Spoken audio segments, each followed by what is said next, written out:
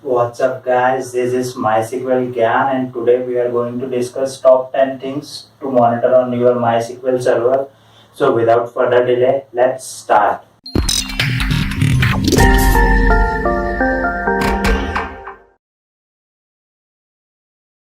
Okay, so first thing to check whenever we are configuring any monitoring solution is to check MySQL availability or connectivity. First, we need to check whether our MySQL server is available or connectable or not. Just try to connect to MySQL server and execute some simple query like select one or select one plus one. So this is the one of the most basic things to check whenever we are configuring any monitoring solution is to check MySQL availability.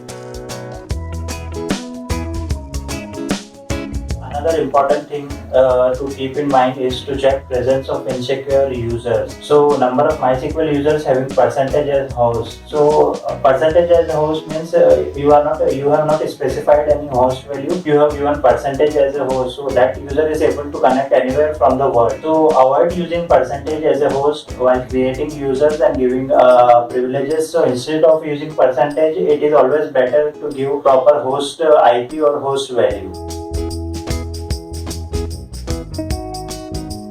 Moving on, coming to error logs. Error logs not only contain information about server startup and server stop, but also contain important information like errors that will occur while MySQL server is running. Any entry and error logs of type error needs your attention. So just go through error logs, and if you will find any entry with type error, warnings and all you can ignore. But if you are getting entries with type error, obviously needs your attention.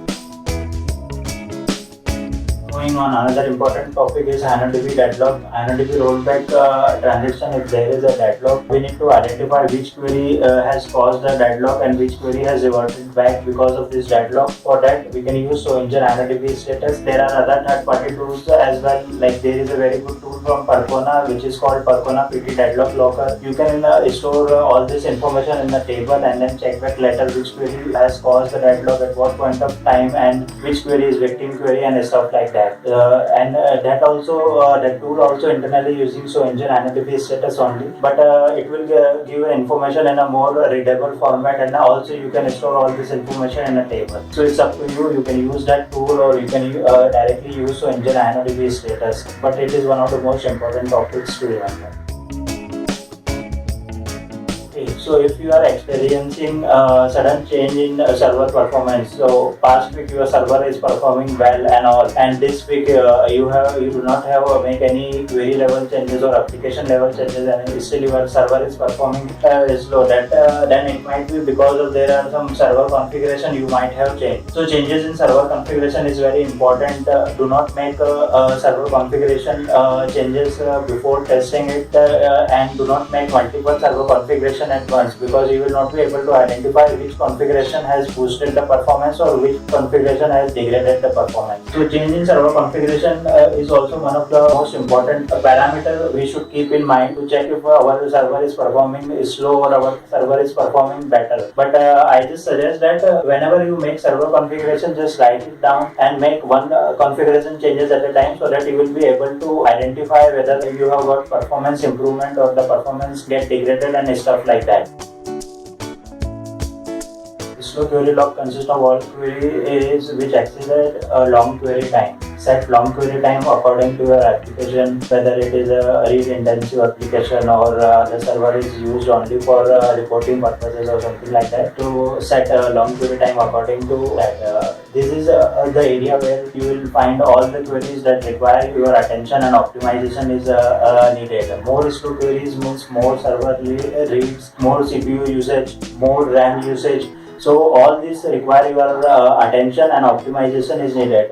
Just get these queries one by one and explain these queries and check whether these queries are using indexes or not, or these queries are written not written in a perfect manner or something like that. You need to identify bottleneck and then optimize that query accordingly.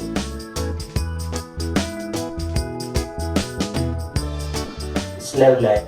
So if your server is a slave, so monitoring slave lag is equally important. So slave status, with the help of slave status, you can check if your slave is lagging behind the master, so seconds behind the master, and there are many other parameters which needs to be checked. And if it is lagging, we need to check why it is lagging behind the master. If there are discrepancies in indexes in master and slave and stuff like that. That is a whole different topic which we will cover later on. But again, slave lag is one of the most important parameter to monitor if you are working on slaves. And if it is lagging, then it definitely needs your attention. So you need to check by using slave status if it is lagging, and if it is lagging, then we need to identify the possible causes of why it is lagging from master.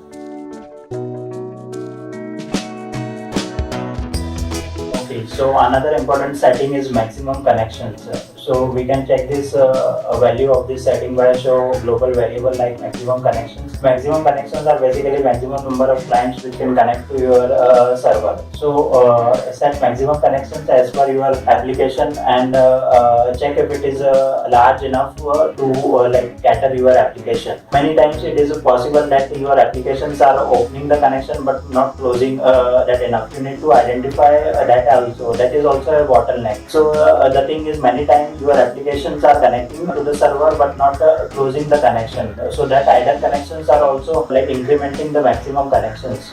So also keep that in mind, and as per your application, set maximum connection values. So keep maximum connection large enough to cater your application. So another important thing I want you to check is percentage of full table scans. We have already discussed about slow query logs. So when you are going through slow query logs, when you are taking one slow query and explaining it, so just check if it is scanning the full table and why it is scanning the full table. If it is using indexes or not. If we need to make a change in the structure of the query, or if we need to add a proper index or something like that. So percentage of full table scans is also important. It will turn a satisfactory performance into unsatisfactory performance. So there might be many reasons of full table scan which you need to go through the query and need to check why this query is scanning the full table.